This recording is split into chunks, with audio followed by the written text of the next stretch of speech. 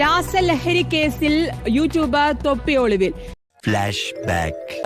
കൊന്നുവിട്ടിട്ട് എന്റെ നിഹാദ് എന്ന് പറയുന്ന എന്റെ ഇതില്ല, ഞാൻ മനസ്സിലായോ, അതിലേക്ക് തിരിച്ചു പോകുന്നതായിരിക്കും ആകുള്ള വഴി. എനിക്കതാ തോന്നുന്നത്. ഈ യൂട്യൂബിലൊക്കെ ഒരുപാട് ഫോളോവേഴ്സ് ഉള്ള ഒരാളാണ് ഈ തൊപ്പി. എന്തായാലും തൊപ്പി ഇപ്പോൾ ഒരു കേസിൽ ഒളിവിലാണ് എന്നുള്ള ഒരു വിവരം ലഭിക്കുന്നു. ഇതിലിപ്പോ മുൻകൂർ ജാമ്യം തേടുകയും ചെയ്തിട്ടുണ്ട്. എന്താണ് ഈ കേസ്, മറ്റു വിവരങ്ങൾ എന്തൊക്കെയാണ്?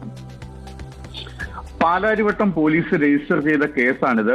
കഴിഞ്ഞ ദിവസം ഒരാഴ്ച മുമ്പാണ് തൊപ്പിയുടെ തമ്മനത്തെ വീട്ടിൽ നിന്നും പോലീസ് രാസലഹരി പിടികൂടി.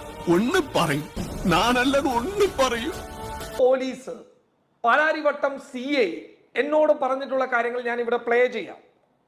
പ്രിയമുള്ളവർ, ഇവനൊരു മണ്ടനായി പോയി എന്നല്ലാതെ വേറൊന്നും പറയാനില്ല. കാരണം ഇവനുമായി ബന്ധപ്പെട്ട ഏതോ ഒരാളെ ഇതിൽ ലിങ്ക് ചെയ്ത് പ്രതിയാക്കിയിട്ടുണ്ട് എന്നുള്ളതാണ് പ്രാഥമിക ഘട്ടത്തിൽ കിട്ടിയ റിപ്പോർട്ട്. FIR-ൽ ഇവന്റെ പേരില്ല, FIR-ൽ ഇവൻ പ്രതിയല്ല.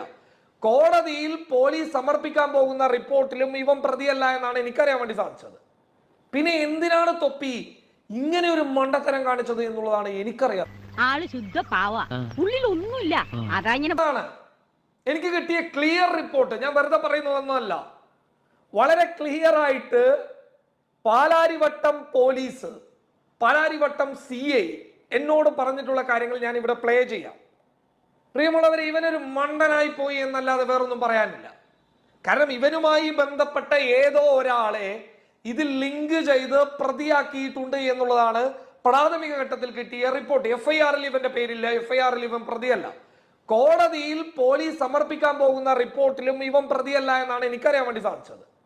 പിന്നെ എന്തിനാണ് തൊപ്പി ഇങ്ങനെ ഒരു മണ്ടത്തരം കാണിച്ചത് എന്നുള്ളതാണ് എനിക്കറിയാത്തത്. എന്റെ വേളാങ്കണ്ണി മാതാവേ, ഇവന് കുറച്ചു ബുദ്ധി ഉണ്ടായിരുന്നെങ്കിൽ മന്ദബുദ്ധി എന്നെങ്കിലും വിളിക്കായിരുന്നു. അതും ഇല്ലാതായി.